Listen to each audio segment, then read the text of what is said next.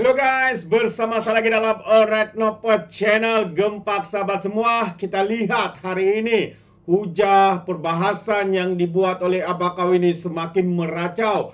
Ya, sedangkan sahabat semua, segala permasalahan yang diwarisi oleh kerajaan hari ini adalah daripada Kerajaan Perikatan Nasional. Mereka lah yang telah menunggang terbalikan ekonomi negara apabila mereka melakukan langkah syaitan untuk menjatuhkan kerajaan ya pada satu ketika ya apabila PH pemerintah di bawah pentadbiran Perdana Menterinya Mahathir Mohamad, dan hari ini mereka pula membuat tuduhan kononnya kerajaan ini paling gagal. Mereka tidak mau melihat pun tidak mengakui kegagalan semasa beliau menjadi Perdana Menteri Kerajaan Tebu Kata.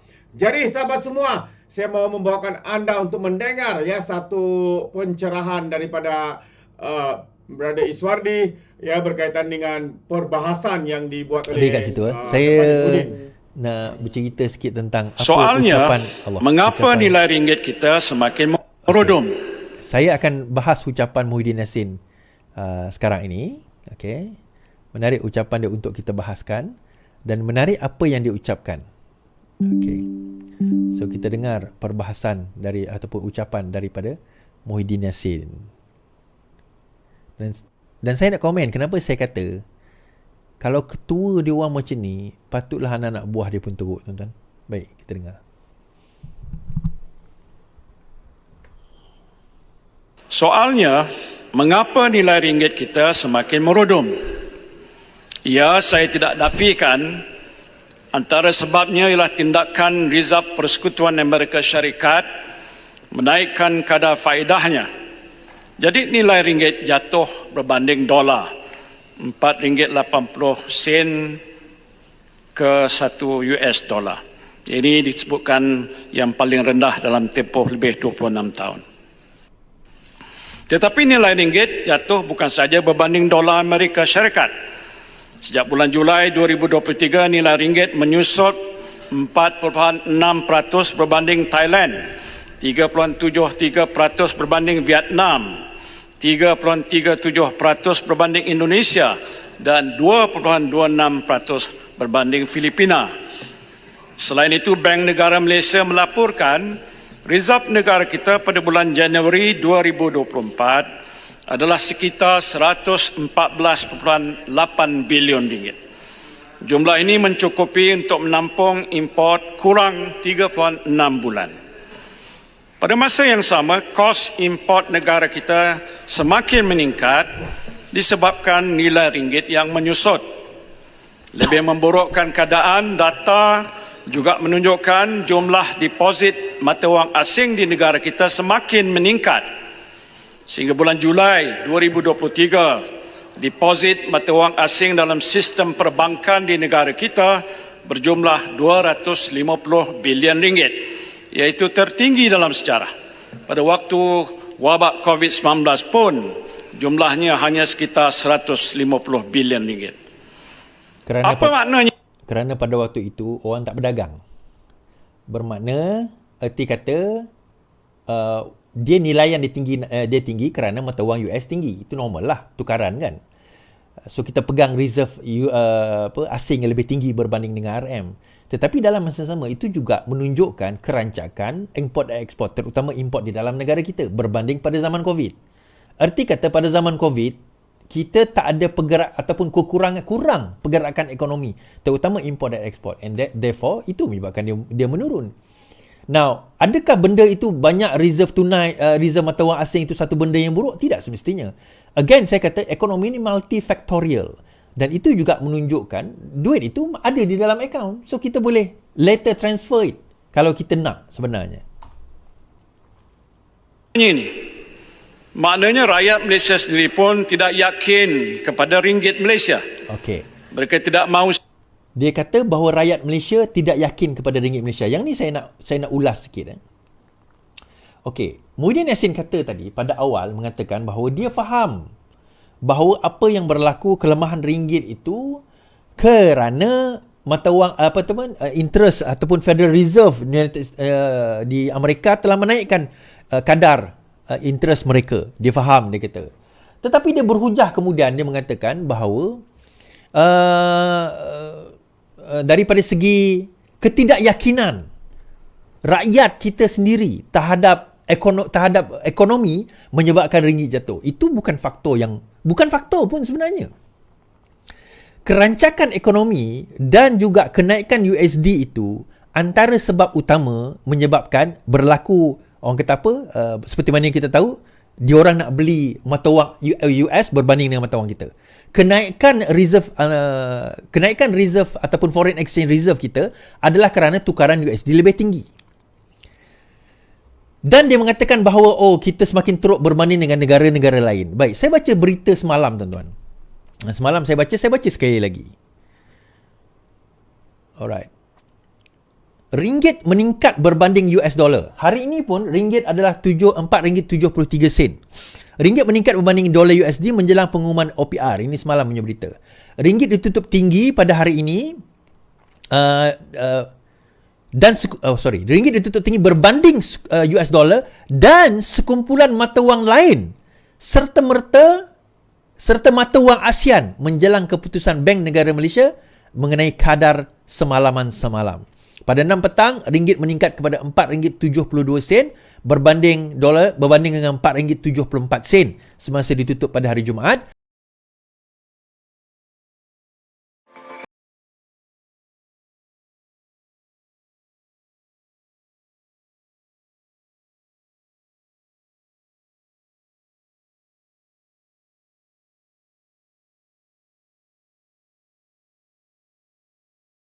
RM73, tetapi dia bermain di sekitar demikian. Dan sekarang ini ringgit juga mengukuh berbanding mata wang ASEAN yang lain.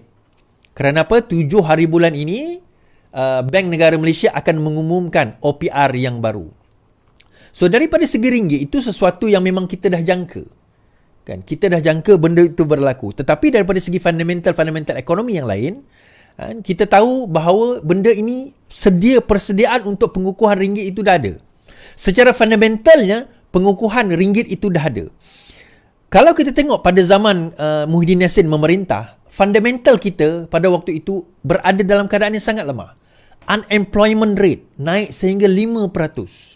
Inflasi naik sehingga 4 ke 5% atau lebih daripada itu.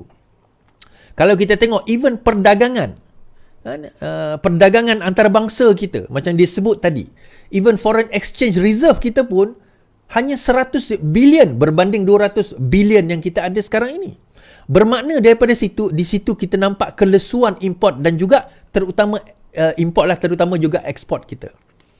Import kita ada kelesuan, ekspor kita pun ada kelesuan. Now, daripada situ kalau kita lihat secara puratanya, fundamental ataupun parameters kepada ekonomi kita, kepada indikator kepada ekonomi kita sekarang ini, majoritinya dah mula mengukuh, and mereka mengukuh perlahan-lahan. Baru ini Mat Sabu mengumumkan bahawa ada 2 kawasan yang telah dikenal pasti dan telah pun digunakan untuk penanaman bawang merah yang akan menghasilkan 5 tan metrik bawang merah.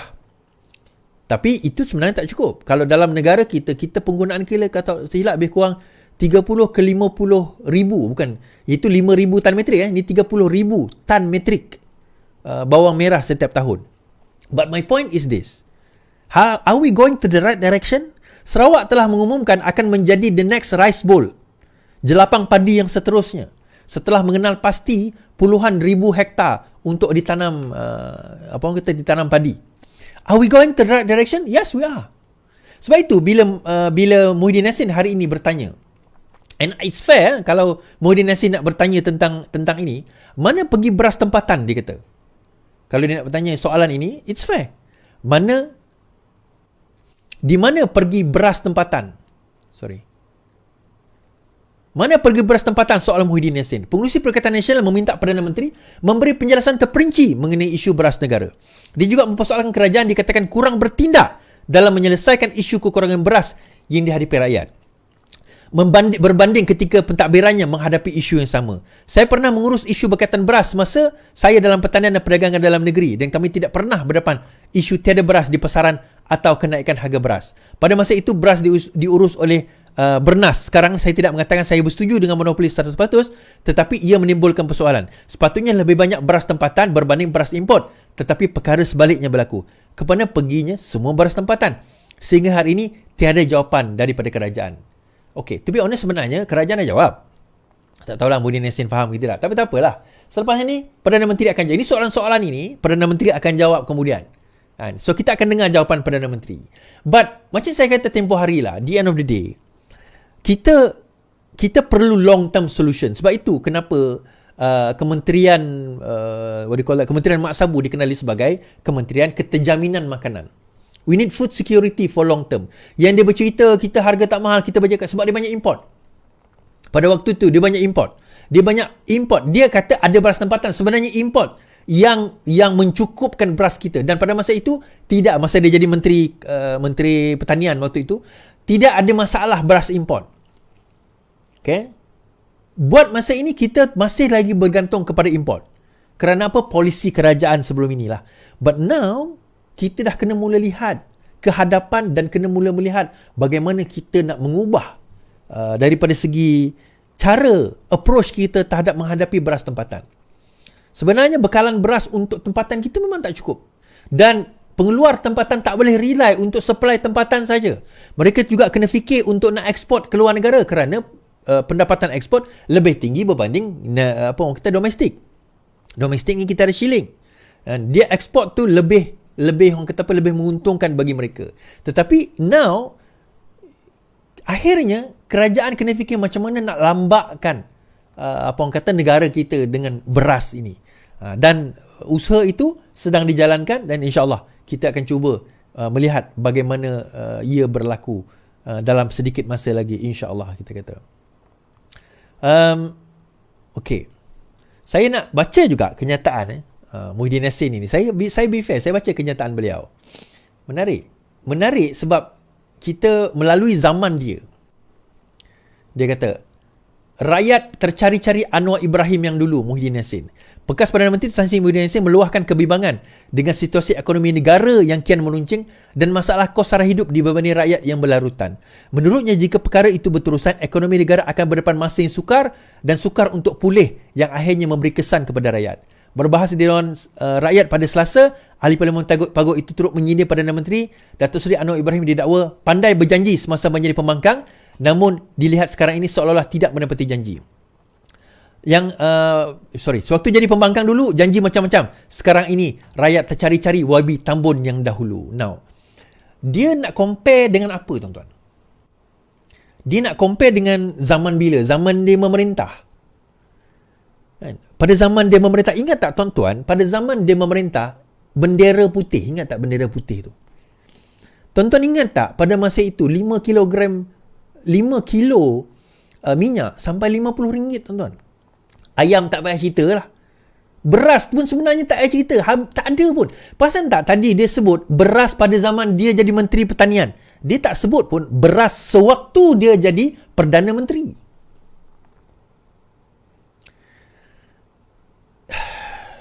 Itu saya kata kalau dia nak compare pada apa? Kita pada tahun 2023 ni, 2022 hujung, 2023 dan masuk 2024, kita mewarisi kerajaan gagal dan kerajaan yang rosak, yang jana wibawanya, yang projek-projeknya, yang duit 300 juta masuk dalam akaun partinya, yang anak menantu dapat projek, yang sahabat handai isteri dapat projek. Kita mewarisi yang itu. Black money, wang yang hilang daripada negara kita lebih 1 trilion ringgit. Dan some of it contributed pada zaman Paguh menjadi Perdana Menteri. Jadi kita mewarisi itu, tuan-tuan. Kemudian senangnya dia naik, dia kata di manakah dia Anwar yang sekarang ini menyelesaikan masalah rakyat? Saya nak bagi tahu. Yang pertama, saya percaya bahawa sekarang ni Datuk Seri Anwar Ibrahim dalam direction yang betul untuk nak membetulkan negara kita. Antaranya, KWSP mengumumkan kadar 5.5. Itu indikator. Sebab apa, tuan-tuan? KWSP punya aset pelaburan 1 trilion. Bukan 1 bilion, 1 trilion. aset pelaburan KWSP. KWSP, defisit kita sekarang ini mengecil, turun. Dan dijangka tahun hadapan 2025, defisit itu akan turun 4%. Paling rendah kita pernah turun selain daripada surplus zaman Datuk Seri Anwar Ibrahim adalah 3%. Indikator-indikator ekonomi ini sebenarnya kalau kita lihat menjadi satu perkara yang sangat penting. Sangat penting untuk kita nak memastikan bahawa semua perkara ini, tuan-tuan, saya cadangkan tuan-tuan pergi ke website ni, Trading Economy. Di sini kita akan melihat semua faktor ataupun indikator-indikator ekonomi. Dipanggil Malaysian Indicators, terutama ekonomi, dan kita boleh tengok overview. Kan? Kita boleh tengok overview dalam keadaan bagaimana stock market kita mula menaik. Dia turun sikit, naik sikit, tetapi dia stable pada sekadar 1,500 dan dijangka pada hujung tahun ini berkemungkinan naik ke 1,600. Kalau kita tengok dari persegi interest rate kita kekal 3%. Consumer paling tinggi 3.5%. Inflation kita pada 1.5%. Unemployment rate kita 3.3%. Berbanding dengan sebelum ini pernah naik paling tinggi 5.3%, tuan-tuan. So daripada sini kita nampak bahawa how I'm not saying we are strong yet, but how we have improved a lot daripada zaman Muhyiddin Yassin menjadi Perdana Menteri. And untuk dia bercakap demikian, bagi saya harap ada seorang ahli parlimen nanti bangkit dan bantai dia balik dan compare balik. Saya harap Wabi Fahmi saya tahu Wabi Fahmi tengok live saya ni. Saya harap Wabi Fahmi bangun nanti, Wabi Fahmi boleh nyatakan satu-satu fakta, kita compare. Kalau Wabi Fahmi tak ada fakta tu, cari saya bagi fakta-fakta tersebut. Alright, boleh Okay. Habis cerita kat situ. Okey, menarik satu cerita ni, tuan-tuan. Baru-baru ini, habis dah. Wan Saiful Wan Jan telah mengemukakan satu hujah di parlimen mengatakan bahawa Perdana Menteri itu korup. Perdana Menteri Malaysia korup. Dan Sultan Agong yang di-Pertuan Agong telah berjumpa dengan pemimpin yang korup itu setiap minggu. Dia kata, tak sampai sejam ada pegawai SPRM telah menghubungi beliau. Azam Baki kata, tak ada pun pegawai SPRM yang menghubungi dia. Kan? Lepas tu, bila ditanya di parlimen sekali lagi tentang perkara itu, dia kata case close, tak nak bangkitkan. SPRM bagi Wan Saiful Wan Jan seminggu untuk mengemukakan bukti. Kan?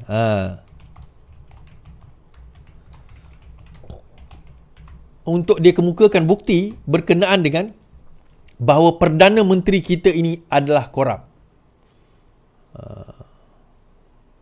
Sepatutnya dia kata kalau sekiranya betul ada bukti, jangan cakap di parlimen. Bawa bukti itu kepada SPRM. Biar SPRM yang menyiasat. Sebab apa dekat parlimen ni, tuan-tuan, satu kelebihan dia orang ni, tak boleh kena saman. Sebab antara yang dia ada privilege. Privilege. Bila cakap dalam parlimen ni, dia boleh cakap tapi tak boleh kena saman. So itu kadang-kadang orang cakap, kalau nak, ulang kat luar. Ulang kat luar, kita tengok berani tak berani. Alright, berani tak berani. Jadi, apa yang berlaku adalah satu usul dibawa pada hari ini. Nak dibawa pada hari ini oleh Timbalan Perdana Menteri Zahid Hamidi. Dia nak bawa usul pada hari ini. Usul tersebut adalah memohon supaya Wan Saiful Wan Jan digantung selama 6 bulan. Tapi sebelum kita tengok usul itu, ini kenyataan daripada SPRM. SPRM beri tempoh seminggu kepada Wan Saiful. SPRM memberikan tempoh seminggu kepada ahli parlimen Tasik Gelugor, Wan Saiful Wan Jan, untuk tampil membuat laporan berhubung pendedahan bahawa beberapa individu menawarkan ganjaran kepadanya jika menyatakan sokongan kepada Perdana Menteri. Ini yang pasal 4 orang. Dia kata 4 kali pertemuan itu. Saya tidak boleh umum sekarang apa tindakan sebenar akan dibuat sekiranya tidak lapor. Kita masih menunggu laporan beliau. Segala kemungkinan boleh diambil. Kemungkinan memanggil ke SPRM. Apabila beliau menyebut di parlimen mengenai tomahan rasuah, maka beliau sebenarnya dia tanggungjawab untuk membuat laporan di bawah Section 25 Akta SPRM. Bukan masalah kerja kami nak cari. Beliau lah kena datang. Sebagai contoh, kalau kita ditawar rasuah, kita sendirilah kena pergi ke pejabat SPRM atau balai terdekat. takkan SPRM nak jumpa dan bawa ke pejabat. Begitulah kaedahnya. Dan dalam masa yang sama, tuan-tuan, kerajaan mau gantung Wan Saiful 6 bulan kerana gelar Anwar Korab. Kerajaan berhasrat menggantung anggota Parlimen Wan Saiful daripada sidang selama 6 bulan kerana mendakwa Perdana Menteri Malaysia korap. So, akhirnya, apa yang Wan Saiful buat? Apa yang Wan Saiful buat? Okay. Kita dengar ucapan Wan Saiful tentang perkara ini. Sepatutnya, bila dia kata Perdana Menteri kita ni korap, bermakna bila dia bawa hujah itu, maksudnya, dia dah ada bukti-bukti. Dia dah ada dia punya, apa orang kata, dah ada dia punya fakta-fakta. Dia mestilah dah ada dia punya, yalah, benda-benda yang menyokong dakwaan tersebut. So, Tuan betul seperti mana yang saya dah sebut sebelum perkara ini. Itu ada. Semasa dalam perbahasan saya sekalipun pada. So kita dengar ucapan Wan Saiful Wanjan. Saya TikTok tak boleh tengok kan, tapi tak apalah. Kita dengar ucapan Wan Saiful Wanjan dan apakah beliau mengatakan bahawa beliau ada bukti. Right, kita dengar. Mesti ada bukti ni. Wow, ini besar ni. Wan Saiful nak mengemukakan bukti di Parlimen. Jom kita. Tuan betul seperti mana yang saya dah sebut sebelum ini semasa dalam perbahasan saya sekalipun pada 28 Februari saya memang ada menyebut satu perenggan yang berbunyi korap itu maksudnya menyalahgunakan kuasa dan selepas itu ada sedikit gangguan dan kemudian saya sambung ampun tuanku, orang itu yang menyalahgunakan kuasa itu akan menghadap tuanku setiap minggu sebelum mesyuarat kabinet.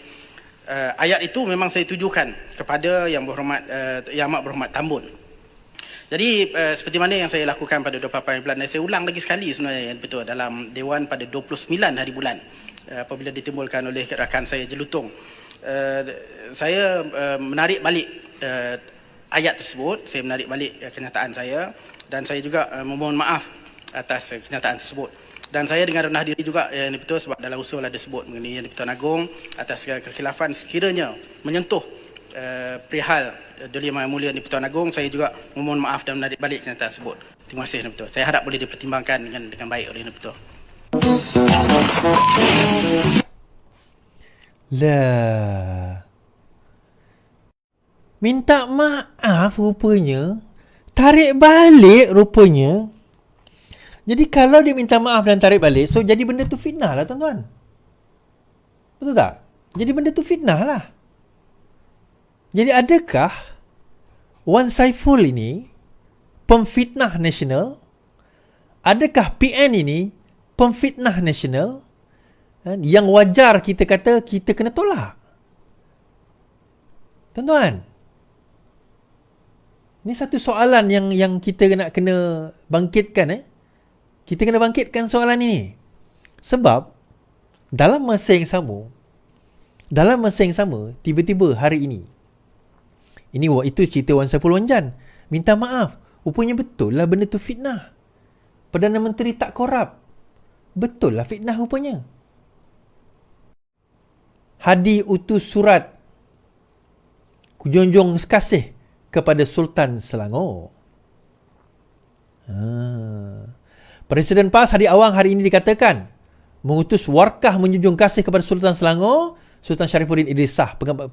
Pengamanan itu berlaku 5 hari setelah Sultan Sharifuddin membuat teguran kepada Abdul Hadi kerana mengeluarkan kenyataan dianggap menghina raja-raja.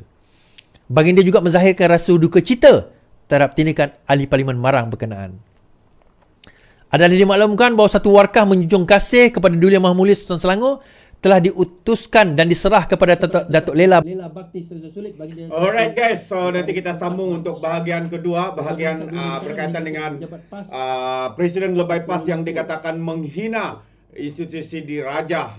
Jadi perkara pertama tadi berkaitan dengan Muhyiddin, ya, kenyataan perbahasan beliau yang kita lihat ya begitu senang menuding jari tapi tidak melihat sendiri kepada kegagalan yang dibuatnya. Sahabat semua, setujukah anda kalau saya katakan bahawa apa yang menimpa negara kita ini adalah kerana kita warisi daripada kegagalan Kerajaan Perikatan Nasional sebelum ini yang dipimpin oleh Kerajaan Tobuk Atap, Perdana Menterinya Muhyiddin Yassin, sahabat-sahabat semua.